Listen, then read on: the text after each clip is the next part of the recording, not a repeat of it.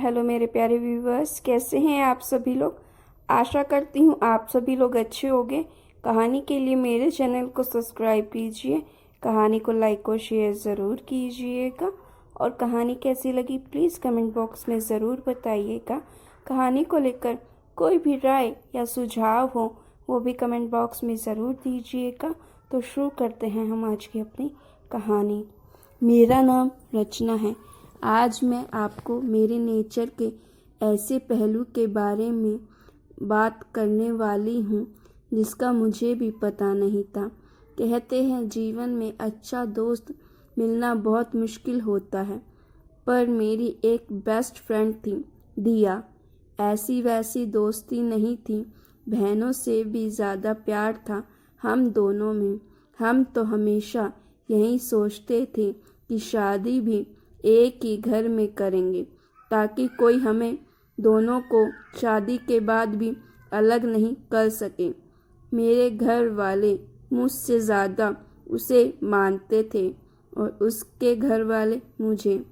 बस यह समझो कि उसका घर मेरा और मेरा घर उसका। समय के साथ साथ सब कुछ करना पड़ता है। मेरे लिए एक अच्छा रिश्ता आया। लड़का इंजीनियर था, अच्छा कमाता था। रवि नाम था उनका। घर वालों ने मुझे पहले दिया को तस्वीर दिखाई। उसे देखते ही लड़का पसंद आ गया। मुझे भी बोली कि अच्छा है, तू मिलने जा उसको। मैंने बोला कि तू भी चलेगी, मैं अकेली नहीं जाने वाली। वो बोली पागल है तू, डेट पर जा रही है, मैं क्या करूँगी वहाँ कबाब में हड्डी। लेकिन मैं नहीं मानी।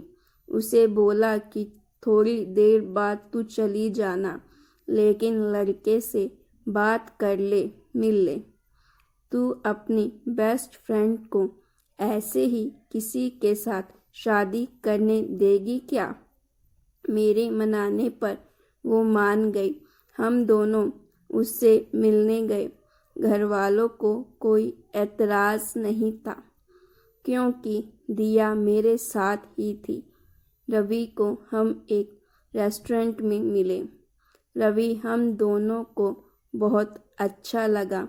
दिया को तो इतना पसंद आया कि वो तो उसे जीजू बोलने लगी। रवि भी उसके साथ बहुत घुल गया था।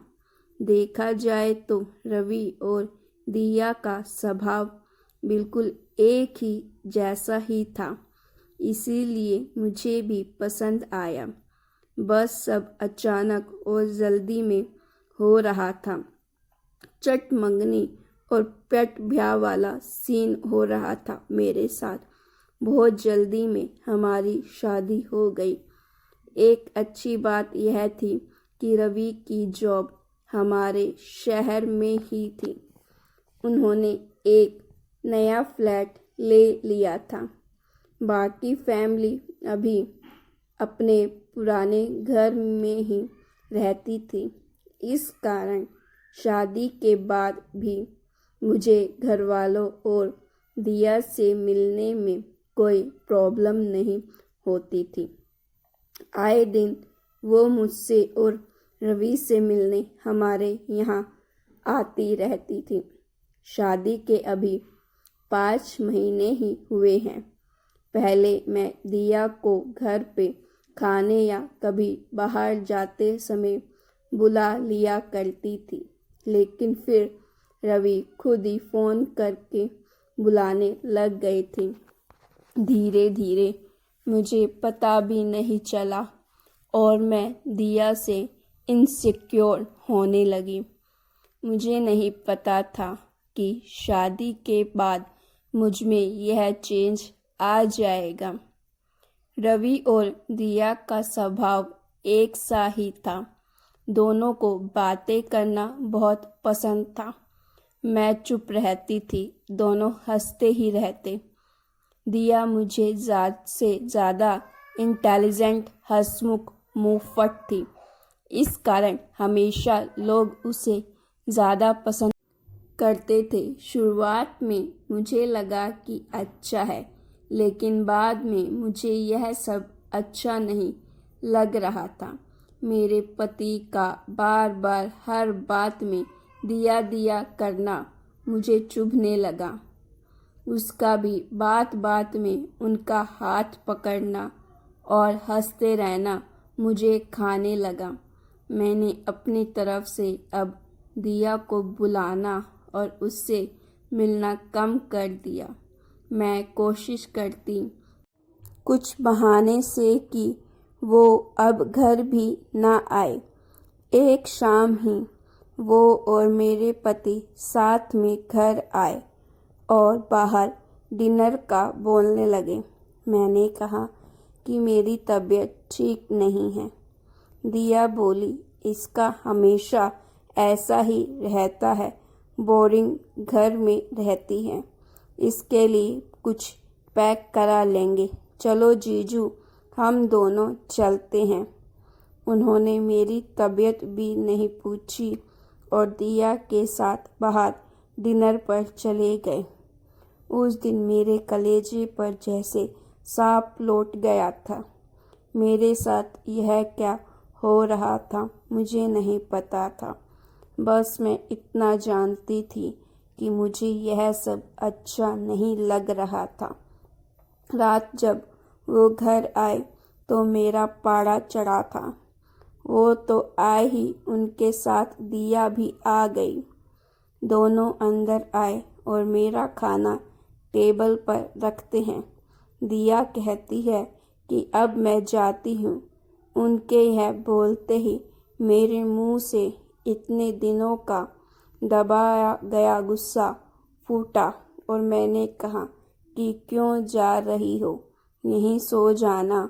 हम दोनों के बीच में दोनों की हंसी रुक गई।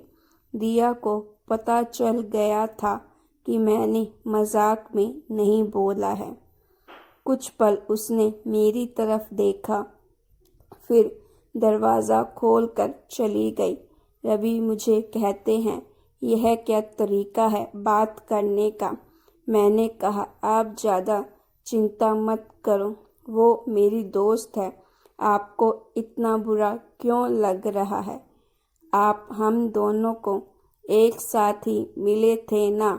आपको वो ज़्यादा पसंद थी तो उसी से शादी करना था, मुझसे क्यों की? रवि ने कहा, आखिर तुम भी उसी सोच वाली निकली। तुम दोनों ने ही कहा था कि तुम्हें शादी के बाद भी अलग नहीं होना। अरे पक्की दोस्ती थी, तुम उसे साथ लाई थी। उसने कहा तब तुमने मुझसे शादी की। मैं चाहता था कि तुम खुश रहो और अगर तुम्हें कुछ प्रॉब्लम थी तो मुझसे बात करती। अचानक ऐसे कुछ भी बोल रही हो। रवि यह बोलकर कमरे में चले गए। उस समय मैंने जो किया मुझे सही लगा, पर जो मैं महसूस कर रही थी वो मैंने बोल दिया। अगले दिन सुबह रवि ने मुझसे बात नहीं की, ना ही दिया का फ़ोन आया और ना ही वो घर आई। 1-2 दिन इनका मूड खराब रहा, लेकिन फिर वो सही हो गया। शायद दिया ने ही उन्हें ऐसा करने को बोला हो, लेकिन अब घर में उनके मुंह से दिया का नाम नहीं आया। करीब 2 महीने हो गए थे दिया को आए या बात करे। यह मेरे साथ नॉर्मल थे। उस बात की चर्चा भी उस दिन के बाद नहीं हुई। फिर अचानक जब वो ऑफिस गए थे तब दिया फ्लैट पर आती है। उसे 2 महीने बाद मिलने पर भी मुझे कुछ ज़्यादा खुशी नहीं हो रही थी। वो आकर सीधा अंदर बैठ गई। मैं अभी भी उससे बात नहीं कर रही थी। वो बोली, मैं शादी के पहले वाली रचना को अच्छे से जानती हूँ और वो अपनी बात तकलीफ मन में ही छुपाकर रखती थी। मैंने शायद अनजाने में तेरा दिल दुखाया है, लेकिन शायद तू सही है। शादी प्यार के बाद कैसा महसूस होता है मुझसे ज़्यादा तू जानती है। दोस्ती की अपनी जगह होती है और प्यार की अपनी। मुझे इस तरह तेरी ज़िंदगी में नहीं घुसना चाहिए था। यह सारी बातें मैं शायद मेरे पति के लिए भी महसूस करूं। पहले मुझे तुझ पर गुस्सा आया, लेकिन अब मुझे लगता है गलती मेरी भी है। मैंने तेरी चीज़ों को अपना ही समझा, मेरा हक समझा, तेरी फैमिली को अपना माना, पर शायद तेरी इस लाइफ से मुझे दूर रहना था। खैर, अब तो दूर ही हो जाऊंगी। मैं भी शादी कर रही हूँ। जैसे तूने रवि को पहले मुझसे मिलाया था, वैसे मैंने रवि को उससे मिलाया। तुझसे गुस्सा थी, इसीलिए तुझे बताया नहीं, पर मुझे लगा कि तुझे शादी में ना बुलाया तो एक और बड़ी गलती होगी, क्योंकि अब इस शहर में कम ही आना होगा। उसकी बात खत्म होते ही मेरी आंखों में आंसू आ गए। वो सब कुछ जो मैं फील कर रही थी, पता नहीं कुछ ही सेकंड में कहाँ गायब हो गया। गले लगाए बिना उसे मैं न रह पाई। उसको रोते हुए मैंने सॉरी कहा। वो बोली, सॉरी मत बोल, मैं शादी कर रही हूँ, फिर बताऊंगी कि कोई मेरे वाले के साथ अगर ऐसा करेगा तो कैसा लगेगा। आखिर उसकी शादी का दिन भी आ गया। जितना वो मेरी शादी में नाची थी, उससे ज़्यादा मैंने उसकी शादी में मेधमाल मचाया। अब भी हम अच्छे दोस्त हैं और हमारे पति भी बार बार, लेकिन अभी भी मुझे वो मजाक में ताना मारती है। कहती है, नहीं, मैं दोनों के बीच में नहीं सोऊंगी, चिंता मत कर। पर मैंने एक बात सीखी कि अगर दोस्त से कुछ प्रॉब्लम है तो उससे बात करो। वो अगर आपका सच्चा दोस्त होगा तो समझेगा। तो गाइस, आपको स्टोरी कैसी लगी? अच्छी लगी तो प्लीज़ स्टोरी को लाइक ज़रूर कीजिएगा।